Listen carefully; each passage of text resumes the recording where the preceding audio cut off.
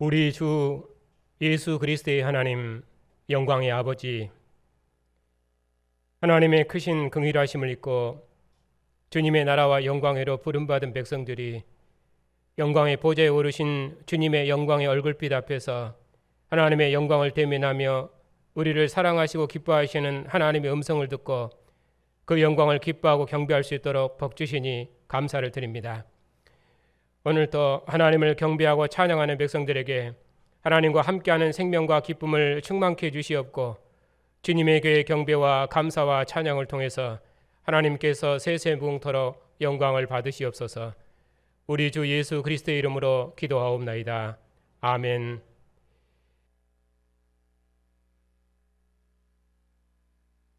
(10절입니다) 또 이르시되 민족이 민족을 나라가 나라를 대적하여 일어나겠고 곳곳에 큰 지진과 기근과 전염병이 있겠고 또 무서운 일과 하늘로부터 큰 징조들이 있으리라. 이 모든 일 전에 내 이름으로 말미암아 너희에게 손을 대어 박해하며 회당과 옥에 넘겨주며 임금들과 집권자들 앞에 끌려가려니와 이 일이 도리어 너희에게 증거가 되리라. 그러므로 너희는 변명할 것을 미리 궁리하지 않도록 명심하라. 내가 너희의 모든 대적이 능히 대항하거나 변박할 수 없는 구병과 지혜를 너희에게 주리라. 심지어 부모와 형제와 친척과 벗이 너희를 넘겨주어 너희 중에 몇을 죽이게 하겠고 또 너희가 내 이름으로 말미암아 모든 사람에게 미움을 받을 것이나 너희 머리털 하나도 상하지 아니하리라. 너희 인내로 너희 영혼을 얻으리라. 너희가 예루살렘이 군대들에게 에워싸이는 것을 보거든 그 멸망이 가까운 줄 알라. 그때 유대에 있는 자들은 산으로 도망갈 것이며 성내에 있는 자들은 나갈 것이며 초원에 있는 자들은 그리로 들어가지 말지어다. 이 날들은 기록된 모든 것을 이루는 징벌의 날이니라. 그날은 아이벤 자들과 젖먹이는 자들에게 화가 있으리니 이는 땅에 큰 환난과 이 백성에게 진노가 있겠음이로라. 그들이 칼날에 죽임을 당하며 모든 이방에 사로잡혀 가겠고 예루살렘은 이방이나 때가 차기까지 이방인들에게 밟히리라.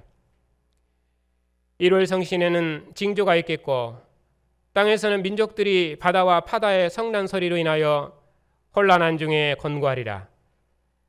사람들이 세상에 임할 것을 생각하고 무서워함으로 기절하리니 이는 하늘의 권능들이 흔들리겠습니다.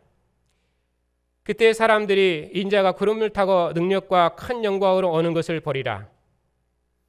이런 일이 되기를 시작하거든 일어나 머리를 들라.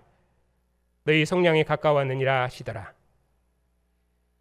이에 비유로 이르시되 무화과 나무와 모든 나무를 보라. 싹이 나면 너희가 보고 여름이 가까운 줄 자연히 아나니 이와 같이 너희가 이런 일이 일어나는 것을 보거든 하나님의 나라가 가까이 온 줄 알라. 내가 진실로 너희에게 말하노니 이 세대가 지나가기 전에 모든 일이 다 이루어지리라. 천지는 없어지겠으나 내 말은 없어지지 아니하리라. 너희는 스스로 조심하라. 그렇지 않으면 방탕함과 술 취함과 생활의 염려로 마음이 둔하여지고 뜻밖의 그날이 덕과 같이 너희에게 임하리라. 이날은 온 지구상에 거하는 모든 사람에게 임하리라. 이러므로 너희는 장차 올 모든 일을 등이 피하고 인자 앞에 서도록 항상 기도하며 깨어 있으라. 예수께서 낮에는 성전에서 가르치시고 밤에는 나가 감람원이라는 산에서 쉬시니 모든 백성이 그 말씀을 들으려고 이른 아침에 성전에 나아가더라. 아멘.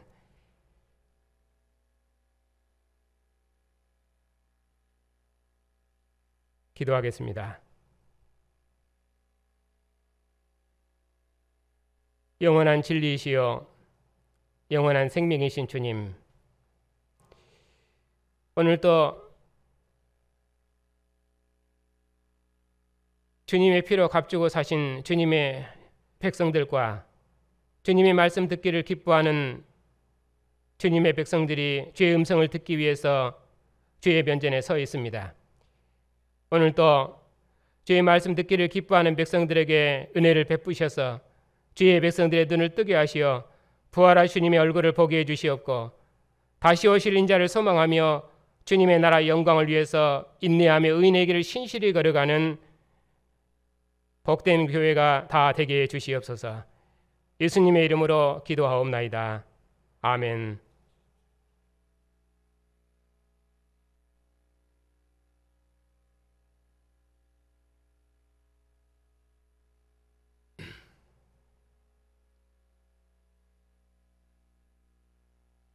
오늘 말씀은 예루살렘의 멸망에 대한 징조가 가운데 길게 있습니다. 그리고 앞과 뒤에는 권면의 말씀이 있는데 실은 중앙에 멸망에 대한 징조가 길게 있지만은 강조점은 앞과 뒤에 있는 권면이 핵심입니다. 그러니까 미혹을 받지 말고 세상에 취하지 말고 인자 앞에 서도록 깨어 있어라. 그를 위해서 날마다 주님의 말씀을 들어라. 예루살렘의 멸망과 구약 역사의 끝날은 심판의 날이지만은 그러나 그날은 하나님께서 자기 백성을 구원하러 오신 날이기 때문에 너희는 두려워하지 말고 거짓된 가르침에 미혹을 받지 말고 모든 핍박과 고난 중에도 인내로 믿음을 지켜내며 인자 앞에 서기까지 항상 깨어 기도하고 날마다 성전에서 주님의 말씀을 듣기를 기뻐하라. 이런 권면이 오늘 말씀의 중심 내용입니다.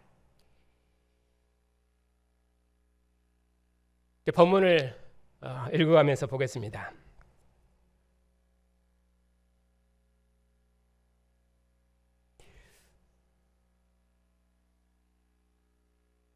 어떤 사람들이 성전을 가리켜 말하기를 그 아름다운 돌과 헌물로 꾸민 것을 보소서, 그러면서 예루살렘 성전의 아름다움을 자랑했습니다. 그때 예수께서 예루살렘 성전의 멸망을 선고하셨습니다. 너희들이 보는 이것들이 날이 이르면 돌 하나도 돌 위에 남지 아니하고 다 무너뜨려지리라. 사람들이 예수님께 물었습니다. 그러면 어느 때 이런 일이 있으며 일이 일어날 때 그런 무슨 징조가 있겠습니까? 하고 물었습니다.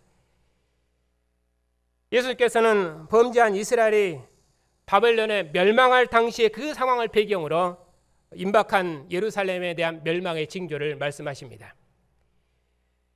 예수께서는 옛 이스라엘이 바벨론에 멸망할 때 그 정치적 혼돈과 재난이 지금 예루살렘이 멸망할 때에도 있을 것이라고 말씀하시면서 거짓 그리스도에게 미혹을 받지 않도록 조심해라.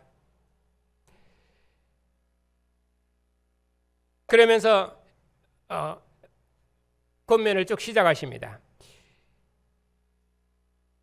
7절에 보면은 10절에 보면은 그때는 여러 나라들과 민족들 간에 많은 분쟁들이 일어나겠고 또한 지진과 기근과 전염병이 있겠고 또 무서운 일과 하늘로부터 큰 징조가 있으리라. 이와 같이 멸망의 날에는 많은 환란이 있을 것이라고 말씀하십니다. 이처럼 이스라엘의 멸망과 세상 나라의 격변이 연결된 것은 하나님께서는 이스라엘이 열국의 장자인 이스라엘을 중심으로 해서 세상 나라를 경영하시기 때문입니다. 열국의 장자인 이스라엘이 범죄하니까 아수르를 일으키시고 또 포악하고 교만한 아수르를 심판하시기 위해서 하나님께서 바벨론을 일으키셨습니다. 또 바벨론의 손에서 이스라엘을 해방하시려고 바사왕 고레스를 일으키십니다. 그러니까 하나님께서 이스라엘을 어떠한 방식으로 대하시냐에 따라서 세상 나라도 대격변을 겪는 것입니다.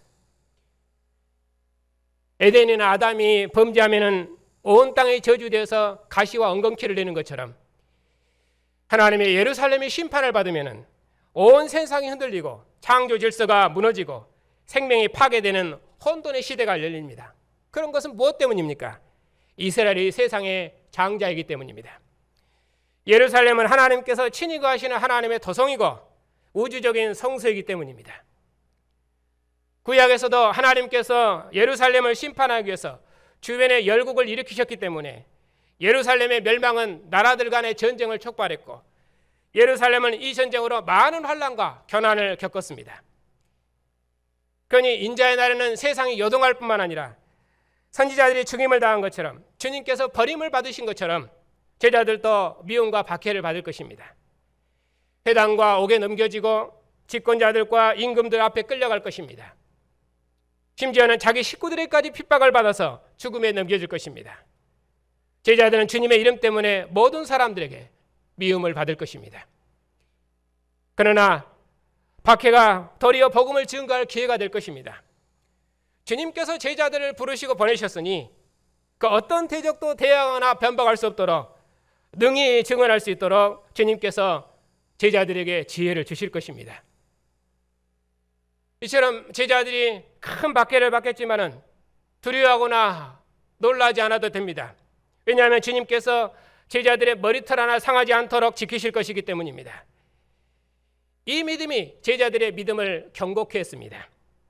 제자들은 이 믿음으로 그 어떤 거짓된 가르침과 환난에도 흔들림 없이 인내로 믿음을 지켜내서 구원을 받아야 합니다.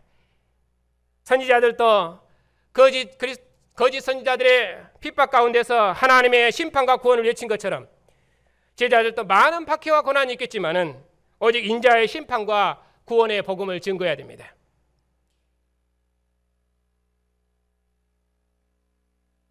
이 10절입니다. 예수께서 옛 예루살렘의 멸망을 전형으로 해서 인자의 나라에 있을 예루살렘 멸망을 다시 한번 경고하십니다. 이스라엘이 하나님 앞에 범죄해서 예루살렘 도성은 무너졌고 백성들은 이방 땅으로 저주됐습니다. 그러나 하나님께서는 남은 자들에게 이스라엘의 회복을 약속하셨습니다.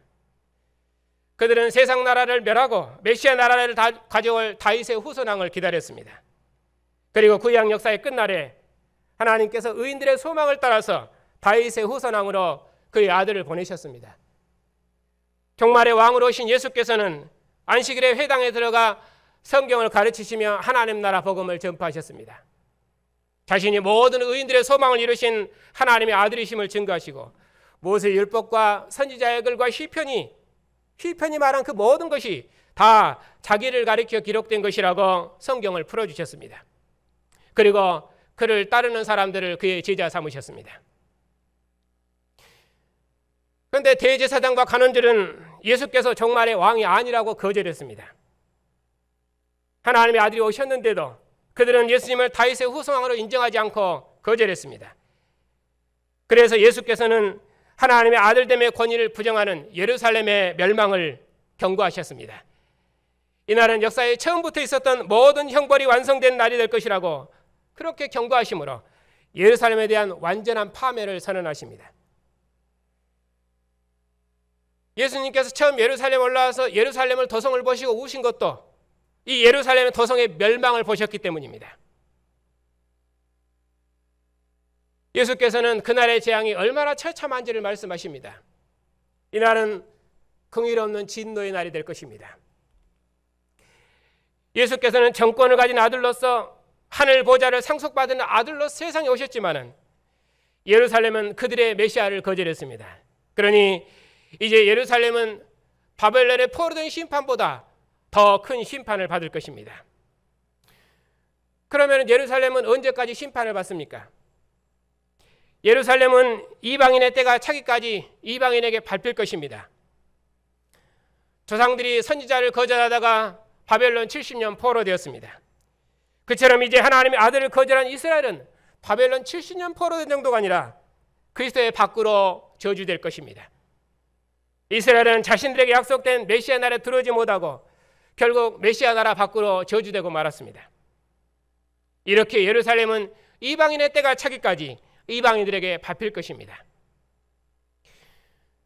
여기서 우리는 이방인의 때와 인자의 날이 서로 어떤 관계에 있는지 그걸 알 필요가 있습니다.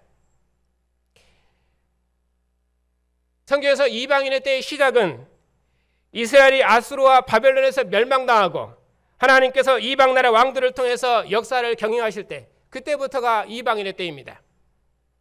그때부터 하나님께서는 이스라엘을 이방의 통치 아래 두시고 이방 나라의 왕들과 나라들을 친히 다스리셨습니다. 다니엘을 통해서 하나님 나라 미래를 보여주셨는데 세상 나라의 멸망과 메시아 나라의 구원을 보여주셨습니다. 바벨론을 머리로 한 이방 나라의 시대는 끝나고 다윗의 후손왕이 오셔서 때가 찬 하나님의 나라가 도래하도록까지 이방인의 때는 계속될 것이라고 말씀하셨습니다. 예수께서 예루살렘으로 올라가실 때 제자들이 하나님 나라가 언제 임하냐고 물었던 것도 바로 그 이방인의 때가 끝나는 구약 역사의 종말을 두고 물었던 것입니다. 세상 나라의 멸망과 하나님 나라의 구원의 때를 물은 것입니다. 그런데 예수께서는 하나님의 나라가 언제 임하냐고 묻는 그들의 질문에 하나님 나라는 이미 너희 안에 있다 그렇게 말씀하시고 제자들의 나라는 인자의 날에 오도록까지 항상 깨어있으라고 권면하셨습니다. 누가복음 후편의 사도행전에서는 때와 시기는 너희가 알 바 아니요 오직 땅끝까지 이르러 너희는 복음을 전파하라 그렇게 말씀하셨습니다. 제자들은 그 때가 언제인지 관심이 많은데 주님께서는 그 때에 대해서는 말씀하지 않으시고 오히려 제자도만 말씀하셨습니다. 이방인의 때와 인자의 날에 대해서 설명드렸습니다. 이제 성경이 이처럼 이스라엘의 멸망을 천지개벽처럼 묘사하는데 그 이유는 무엇 때문입니까? 25절에 보면은 1월 성실에는 징조가 있겠고 땅에서는 민족들이 바다와 파도의 성난 소리나의 혼란 중에 공고하리로다. 이렇게 이스라엘 멸망을 천지개벽처럼 설명합니다. 왜냐하면 이스라엘은 세상의 장자요 에덴은 하나님의 거처요 온 창조세계는 에덴의 아담과 가나안 땅의 이스라엘을 돌보고 비추는 영광의 빛이기 때문입니다. 이스라엘 없는 세상은 어둠이요 죽음뿐입니다. 그래서 홍해와 광야는 하나님과 함께 걷는 이스라엘의 발길을 열어주었으며 하늘의 해와 달도 이스라엘을 비춰서 그들의 길을 인도했던 것입니다. 또한 하나님의 도성 예루살렘과 하나님의 영광을 대면하는 성전은 하나님의 모든 창조세계의 중심이며 하나님의 장자의 아름다움을 세상에 드러내는 하나님의 집이었습니다.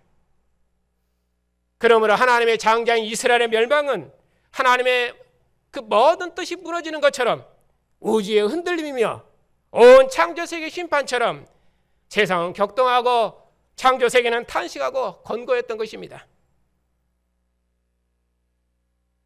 이처럼 이스라엘을 위한 하나님의 개입은 창조세계의 대격변을 가져오는 혼란과 격변의 시대처럼 그렇게 설명됩니다.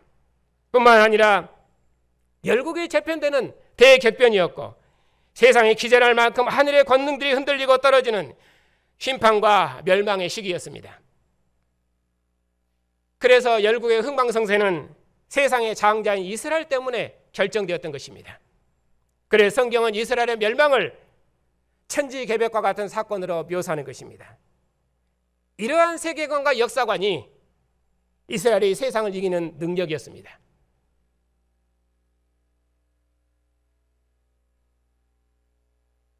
그러나 이처럼 예루살렘의 큰 심판에도 불구하고 예수께서는 제자들에게 두려워 말고 인자를 의지하고 일어나 머리를 들라고 권면하십니다. 그날은 자기 백성의 죄를 속량하는 날이기 때문에 머리를 들고 인자의 오심을 기쁨으로 맞이하라고 권면하십니다. 이처럼 주님께서는 심판 중에도 자기 백성에 대한 구원을 확증해 주십니다. 이러한 믿음이 천지개벽과 같은 심판 중에도 제자들이 머리를 들고 기쁨으로 인자의 오심을 기다릴 수 있는 힘입니다. 주님께서 다시 한번 그날이 반드시 임할 것이라고 말씀하십니다. 29절입니다. 무화과 나무의 비를 들어서 말씀하시는데 무화과 나무의 싹이 나면 여름이 가까운 줄 아는 것처럼 이런 일이 일어나면 하나님 나라가 가까운 줄 알고 인자 앞에 서도록 준비해라. 이 세대가 지나가기 전에 이 모든 일이 반드시 이루어지리라. 천지는 없어져도 내 말은 결단코 없어지지 아니하리라. 주님께서 세상을 심판하시고 의로운 자기 백성을 구원하시려 반드시 오실 것입니다. 심판의 주로서 자기 뜻을 자기 백성에 분명히 보여주시면서 자신의 말을 조심해서 들으라고 경고하십니다. 즉 천지와 만물이 보존되듯이 주님의 말씀은 보존될 것이고 틀림없이 이 일이 이루어질 것이라고 말씀하십니다. 왜냐하면 주님의 말씀은 아버지의 정권을 가진 하나님의 아들의 말씀이기 때문입니다. 이제 주님께서 이방인의 손에 넘겨져 유월절 양으로 죽으실 것입니다. 불법자의 동료로 여김을 받았나이다 한 말이 이제 예수님에게서 이루어질 것입니다. 이제는 어둠의 권세가 자기 정체를 드러낼 것입니다. 제자들은 하나님의 나라가 이루어지기까지 다시는 주님과 함께 먹지 못할 것입니다. 이날은 이 땅에 가는 모든 사람들에게 확실히 임할 것입니다. 그러면 제자들은 어떻게 해야 됩니까? 만일에 깨어있지 못하면 모든 영광을 잃어버릴 것입니다. 깨어있지 않고 이 세상 질서에 매여 살다가 만일에 주님의 날이 덕과 같이 임한다면 어떻게 되겠습니까? 지난 시간에는 롯의 때와 노아의 때를 기억하라고 말씀드렸습니다. 노아가 방주에 들어가던 날까지 사람들이 먹고 마시며 자기 일에 취해 있었습니다. 롯이 소돔에서 나갈 때까지 사람들이 다 자기 일에 취해 있었습니다. 그러다가 멸망했습니다. 우리가 깨어있지 못하면 어떻게 되겠습니까? 날마다 성전에서 이스라엘 성량을 기도했던 제사장처럼 원한을 풀어달라고 밤낮 부르짖는 간절한 과부처럼 하나님 나라를 위해서 옛 영광을 모두 버린 제자들처럼 열 문화를 남긴 충성스러운 존처럼 우리가 하나님을 위해서 충성하고 기도해야 되는데 우리가 깨어있지 못하고 이 세상 질서에 매여 살고 있을 때 만일 주님 오시면은 우리가 어떻게 되겠습니까? 예수께서는 낮에는 성전에서 가르치시고 밤에는 감람산에서 기도하셨습니다. 멸망할 성전에서도 끝까지 가르치셨고 밤이면 아버지의 뜻을 구하셨습니다. 모든 백성이 주님의 말씀을 듣기 위해서 이른 아침부터 성전에 모여들었습니다. 주님께서 날마다 성전에서 하나님 나라 복음을 가르치셨습니다. 모세와 선지자들과 모든 성경이 다 자기에 대해서 쓴 것이라고 자세히 가르쳐 주셨습니다. 모든 백성들이 이 말씀 듣기를 기뻐해서 성전에 모여들었습니다. 이것이 깨어있는 것입니다. 이것이 미혹을 받지 않는 것입니다. 주님의 상에서 하나님 나라 복음을 듣는 것이 인자 앞에 서도록 우리가 깨어있어야 할 믿음입니다. 인자의 오심을 기다리시는 성도 여러분, 남은 자들의 소망이신 주님께서 예루살렘에 방문하셨습니다. 날마다 성전에서 하나님 나라 복음을 가르치셨습니다. 그러나 대제사장들과 백성의 지도자들은 예수님을 거절했습니다.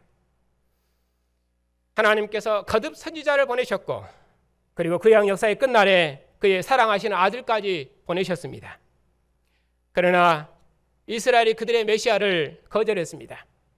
백성들이 아니라 하나님 나라를 맡은 지도자들이 하나님의 아들을 죽였습니다. 우리는 가나안 땅에서 선지자의 음성을 거절했던 이스라엘이 바벨론의 종되었던 것을 기억해야 됩니다.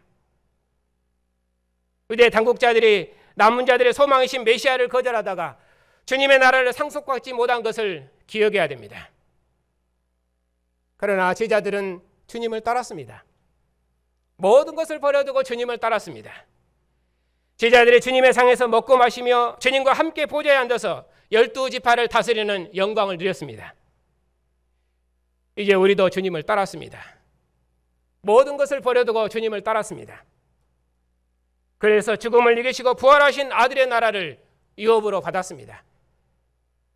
가나안 땅의 예루살렘 도성보다 더 아름답고 더 영광스러운 아버지의 집을 맡았습니다. 다윗의 보좌가 아니라 아버지 보좌 우편에 앉으신 주님과 함께 만국을 다스리고 통치하는 주님의 나라를 맡았습니다. 우리를 위해 자신의 피를 쏟아 부으셔서 우리를 하늘 성소로 인도하신 주님과 함께 아버지의 집에 있습니다. 그 집에서 하나님께서 아들을 통해서 행하신 구원의 일을 듣고 함께 기뻐하며 감사하며 찬양하는 영광을 누리고 있습니다. 주님께서 고난을 받으시기 전에 제자들과 마지막 유월절을 잡수시면서 말씀하셨습니다. 잔을 주시며 이 잔은 내 피로 세운 새 언약이니 곧 너희를 위하여 붓는 것이라. 이것을 너희끼리 나누라. 내가 이제부터 하나님 나라가 임할 때까지 포도나무에서 난 것을 다시는 마시지 아니하리라. 또 떡을 주시며 이것은 너희를 위하여 주는 내 몸이니 너희가 이것을 행하여 나를 기념하라.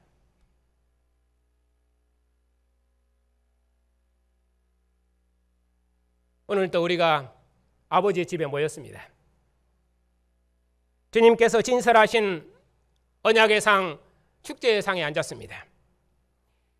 이 언약의 상에서 함께 먹고 마실 때마다 우리를 위하여 몸을 내어주시고 자신의 피를 보이셔서 우리를 주님의 나라 백성 삼으신 주님을 기억합시다.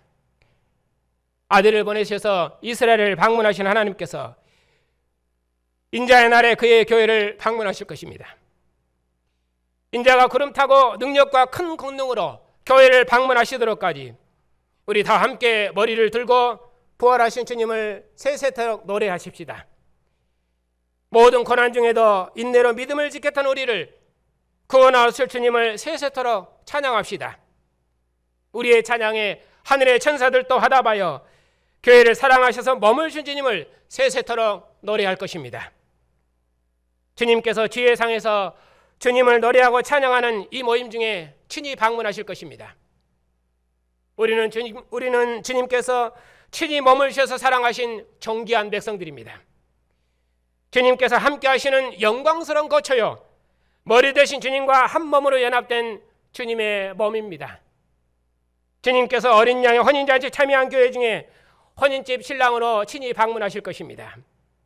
우리는 주님의 상에 앉은 정결한 주님의 신부이며 주님께서 끝까지 사랑하시는 주님의 몸입니다. 예루살렘은 선지자를 거절하다가 바벨론에 멸망했습니다.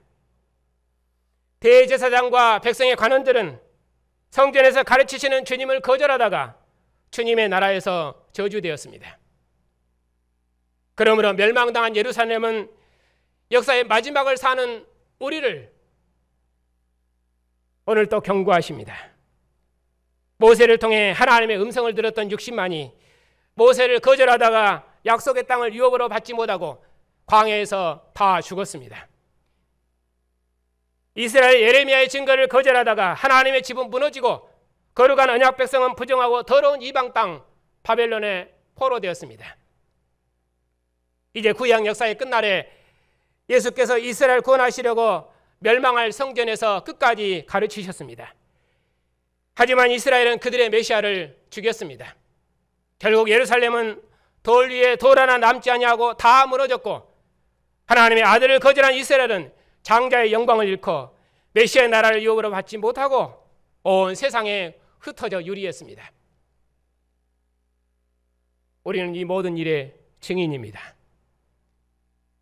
우리처럼 많은 경고와 증거를 가진 백성은 역사에 없습니다. 예루살렘처럼 아름다운 도성이 어디 있습니까? 하나님의 이름과 하나님의 영광이 예루살렘에 있고 하나님의 처소가 있는 것입니다. 하나님께서 참으로 기뻐하시는 장자 백성, 하나님께서 그 백성과 함께 먹고 마시며 교제하는 생명의 처소입니다. 이처럼 아름답고 영광스러운 처소가 어디 있습니까? 하나님의 예루살렘도 이처럼 영광스럽거든 하물며 예수께서 자기 피로 사시고 기뻐하신 존귀한 백성들의 처소인 주님의 교회는 얼마나 아름답습니까? 아버지의 품에 계신 아들, 아버지의 정권을 가지신 아들, 죽은 자 가운데서 부활하셔서 모든 권세들의 주가 되신 주님, 이처럼 권세 있고 영광스러운 주님께서 통치하시는 나라보다 더 영광스럽고 더 아름다운 나라는 역사에 없습니다. 조상들의 약속을 따라 세운 예루살렘이 아니라 창세전의 나라, 죽은 자 가운데서 부활하셔서 하늘과 땅의 모든 권세의 주가 되신 주님의 나라보다 더 아름답고 더 권세 있는 나라는 역사에 없습니다. 다니엘은 하늘의 청사를 통해서 역사의 미래를 보았습니다. 이제 우리는 아들의 말씀에서 하나님의 경륜을 들었습니다. 주님의 교회처럼 역사의 미래를 밝히 알고 하나님 나라의 역사의 경륜을 밝히 하는 나라는, 그런 권세 있는 나라는 역사에 없습니다. 바로 그 나라가 여기 모인 우리입니다. 주님의 상에서 주님의 이름을 부르며 주님의 상에서 먹고 마시며 교제하는 이 생명의 공동체보다 더 아름답고 더 영광스러운 나라와 처소는 역사에 없습니다. 더구나 하나님께서 우리 노예에 교회 사이에 없는 하나님 나라 복음을 주셨습니다. 이스라엘에게 장자의 영광을 주신 것처럼, 에베소 교회 아시아의 촛대의 영광을 주셨던 것처럼, 저는 하나님께서 우리 노예를 교회사의 남은 자로 구원하셨다고 믿습니다. 우리가 전하는 이 복음만 이 땅에 흩어진 교회들을 하나 되게 하며, 우리가 전하는 이 복음만 유대화된 교회를 그리스도의 교회로 구원할 수 있다고 저는 믿습니다. 우리가 지금까지 여기 모여있는 이유도 오직 그거 하나 때문이었습니다. 이 구속사 진리만 전제론에 터져 있는 2000년 교회사를 구원할 수 있다고 믿기 때문입니다. 비대면 시대에 교회들이 비대면 예배로 전환이 가능했던 것은 예배가 사변화되었기 때문입니다. 주님께서 자기 백성들을 부르시면서 내 상에서 먹고 마시자 하시는데, 주님의 상에서 주님을 대면하며 주님의 음성을 듣는다는 개념이 없기 때문에 예배가 비대면 예배로 전락해버린 것입니다. 더구나 성찬은 천주교는 아예 우상화됐고, 개혁교는 성찬은 말로는 있지만은 거의 기념처럼 되어 있어서 실제적인 생명의 교제가 불가능합니다. 대면하는 교제가 생명의 교제인데, 주님의 피와 살의 교제로 하나 된 공동체가 자기 백성을 부르신 주님의 상에서 한 생명으로 먹고 마신다는 생명의 칭조를 누리지 못하고, 성찬도 거의 관념화되어서 마음으로 참여하면 된다고 생각하고, 심지어는 성찬 키트까지 나올 정도이니 할 말이 없습니다.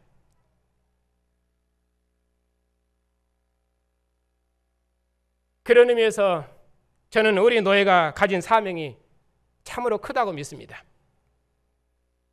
아담이 범죄하니 온 세상 만물이 죄 때문에 탄식했던 것처럼, 이스라엘이 범죄하니 열국이 재편되고 세상 나라의 흥망성쇠가 결정되고 하늘이 무너졌던 것처럼, 만일 우리가 이 사명을 감당하지 못하면 교회사는 어떻게 될까 하는 그런 믿음이 우리에게 있어야 합니다. 저는 우리 노예와 우리 교회가 가진 사명이 그렇다고 믿습니다. 하나님께서 2000년 교회사를 위해서 우리를 택하시고 부르셨다고 믿습니다. 우리가 아니면 누가 교회를 구원하겠습니까?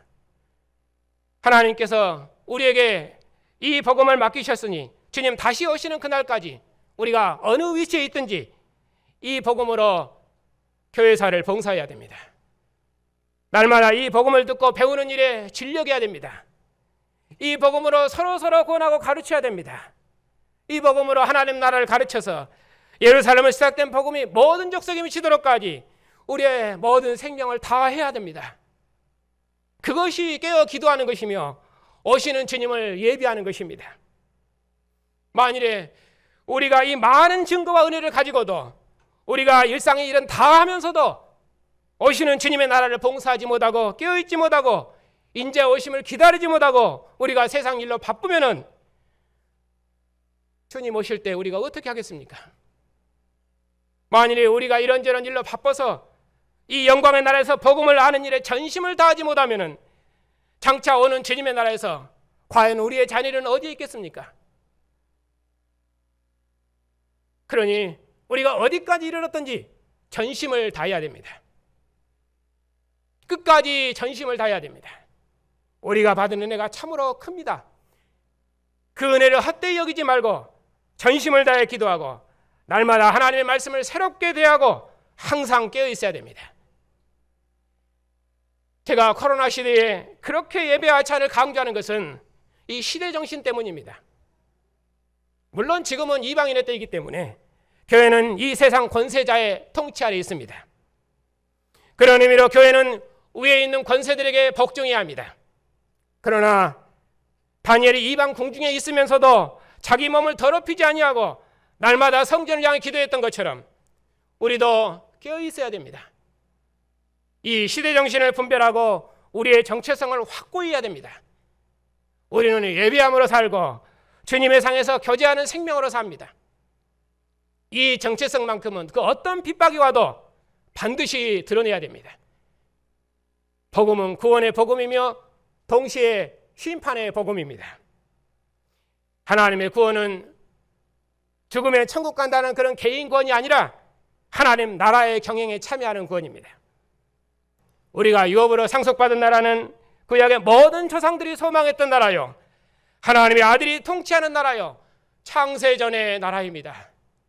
주님께서 자기 몸을 내어주셔서 우리를 주님의 나라 백성 삼으시고 그의 나라와 영광을 봉사할 수 있도록 복 주셨습니다.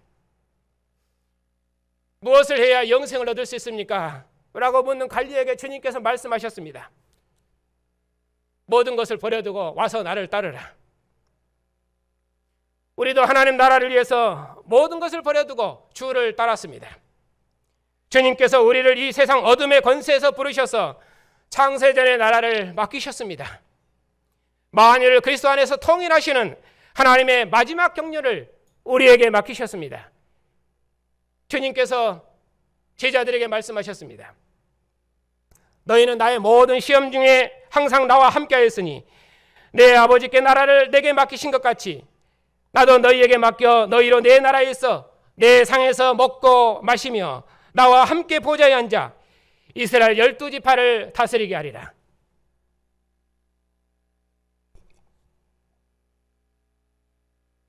우리가 주님과 함께 아들의 나라를 맡았습니다. 이보다 더 큰 구원과 영광은 어느 역사에도 없었습니다. 지금 여기 모인 우리가 주님의 나라이며 하나님의 이름과 영광이 우리에게 있습니다. 하나님의 눈과 하나님의 모든 마음이 지금 여기 모인 이 생명의 공동체에 있습니다.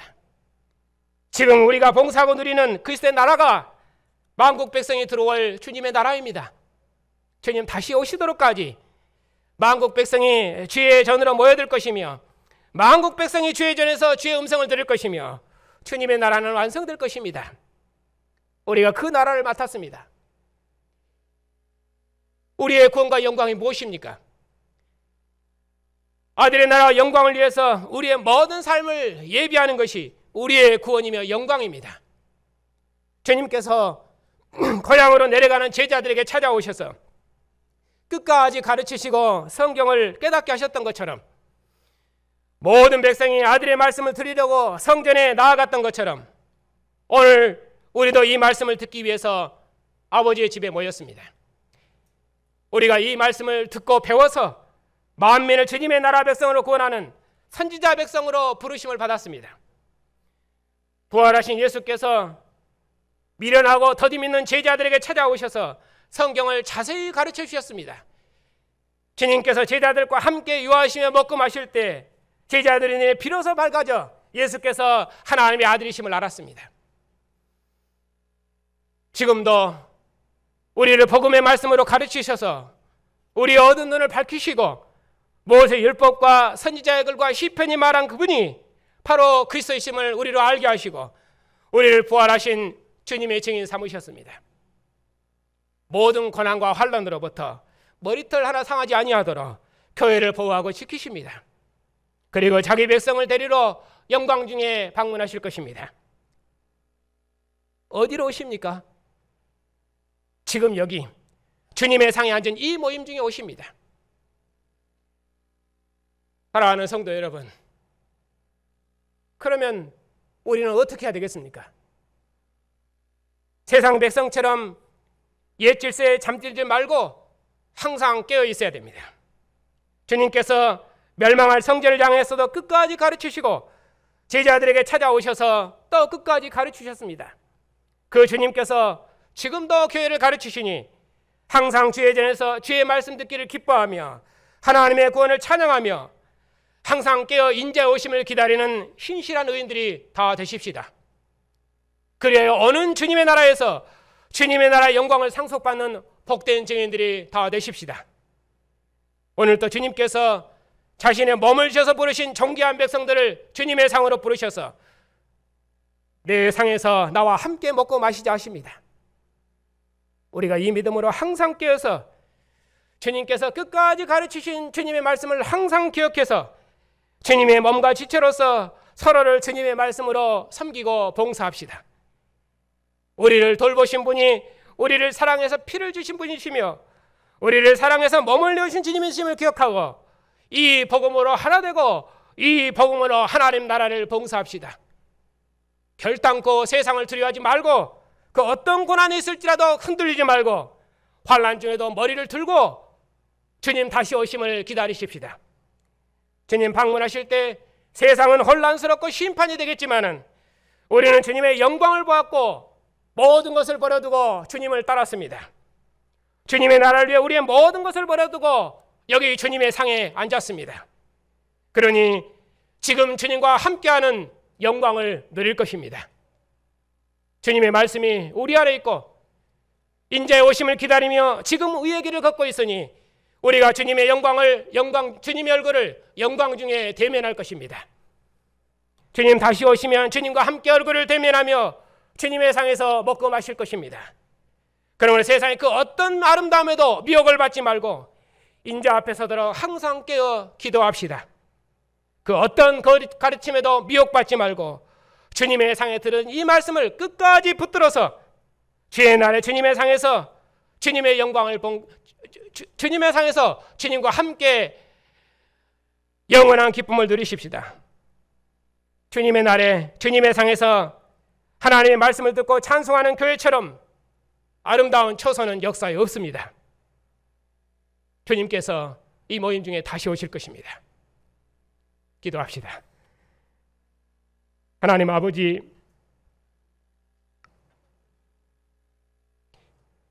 우리처럼 영광을 받은 백성이 없사옵고 우리처럼 은혜를 입고 우리처럼 권능을 입은 백성이 어느 역사에도 없었사옵나이다. 우리가 이처럼 크신 구원과 나라와 영광을 얻었사오니 우리의 믿음을 날마다 새롭게 하셔서 주님 다시 오시도록까지 이 말씀을 굳게 붙들어 주님의 나라를 힘있게 봉사하는 충성스러운 교회가 다 되게 해주시옵소서. 주님께서 잔을 주시며 이 잔은 내 피로 세운 새 언약이니 곧 너희를 위하여 붓는 것이라. 이것을 너희끼리 나누라. 또 떡을 주시며 이것은 너희를 주는 내 몸이니 너희가 이것을 행하여 나를 기념하라고 말씀하셨습니다. 이 언약의 상에 앉을 때마다 우리를 위해 자신의 피를 부으신 주님을 기억하고 우리도 우리의 전 생명을 다해 이 복음으로 주님의 나라를 봉사하는 복된 교회가 되게 해 주시옵소서. 예수님의 이름으로 감사하며 기도하옵나이다. 아멘. 고난을 받으시고 영광을 얻으신 주님, 오늘도 주님의 나라와 영광으로 부름받은 백성들을 세상에 보내셔서 부활하신 주님을 증거토록 하시니 감사를 드립니다. 날마다 성전에 모여 찬양하며 약속하신 성령을 기다렸던 제자들처럼 이제도 주님의 교회가 영광을 가져오실 주님 오시기를 소망하며 주의 상에서 기도하며 주님의 상에서 주의 말씀을 들으며 부활하신 주님의 이름을 찬양하며 기뻐하게 하시니 감사를 드립니다. 오늘 또 부활의 증인들을 세상에 파송하오니 주님께서 우리의 증거를 통해서 모든 족속이 아버지의 집에서 하나님의 크신 긍휼하심을 노래하고 찬양하는 복된 나라를 이루시옵소서. 원하옵기는 우리의 자녀들도 언약의 부모를 따라 아버지의 집에서 듣는 하나님의 말씀, 또 가정에서 아버지를 통해 듣는 하나님의 말씀으로 저들의 믿음을 무장해서 주님 오시도록까지 이 마지막 시대의 그리스도의 부활의 증인들로 크게 쓰임 받을 수 있도록 하나님의 지혜와 영광으로 저들을 가르치시고 인도해 주시옵소서. 특별히 고난 중에 있는 성도들을 긍휼히 여기시고 가정들마다 평안함을 더하셔서 주님의 교회가 평안한 중에 주의 영광을 더욱 충성스럽게 봉사할 수 있도록 주의 교회를 인도해 주시옵소서. 죽은 자 가운데서 부활하셔서 하늘의 주가 되시고 천하 만민을 통치하시는 주님, 우리나라와 지도자들을 복 주시옵소서. 먹고 마심으로 자랑하는 민족이 아니라 만민을 부르시는 주의 구원의 일을 봉사하는 나라로 복 주시옵소서. 오직 공의로운 도로 백성을 통치하는 선한 지도자들이 되게 하시고 이 민족과 지도자들이 만왕의 왕이 되신 주님의 통치를 이 땅에 구현하는데 크게 쓰임받는 민족과 지도자들이 다 되게 해 주시옵소서. 하나님 아버지, 교회가 평안한 중에 하나님을 예비하며 교제할 수 있도록 이 땅에 긍휼을 베푸시옵고 교회가 어느 경우를 당할지라도 항상 깨어 주의 일에 진력하며 주의 말씀을 듣기를 기뻐하는 충성스러운 교회가 다 되게 해 주시옵소서. 영원한 진리이신 주님, 우리 교단을 기억하여 주시옵소서. 교회사에 없는 진리를 우리에게 주셔서 우리로 교회사의 남은 자로 사명을 주셨사오니 이 삶을 더욱 힘있게 감당하는 충성스러운 교단이 되게 하시고 교회와 세상을 그리스도의 하나님께로 구원할 수 있도록 우리 노예를 복주시옵소서. 오늘 또 예배하는 교회들마다 진리의 말씀을 풍성히 허락하시고 특별히 신학교를 복주셔서 주의 진리를 날마다 풍성케 해주시옵고 충성하는 종들을 일으켜 주시옵소서. 온 민족을 구원하시려고 이방 땅에 보내신 이정은 한윤리 선교사님과 복음을 위해 나그네 된 선교사님들의 사역에 함께해 주시옵고 종들을 통해 시작하신 일을 하나님께서 끝까지 이루시옵소서. 진리를 함께 일하는 복음의 동역자들의 수고와 주님의 교회 사랑의 봉사에 주님께서 복주셔서 주의 나라가 영원하게 하옵소서. 한 주간도 주님의 백성들의 발걸음을 지켜주시옵고 주님의 영광의 상으로 불러 모으셔서 함께 축제의 잔을 들도록까지 항상 지키시고 인도해 주시옵소서. 예수님의 이름으로 감사하며 기도하옵나이다. 아멘. 우리 주 예수 그리스도의 은혜와 하나님의 사랑과 성령의 인도하심이 주님의 말씀을 듣기 위해 아버지의 집에 모인 주님의 백성들 위해 이제부터 영원까지 함께 하시기를 축원하옵나이다. 아멘.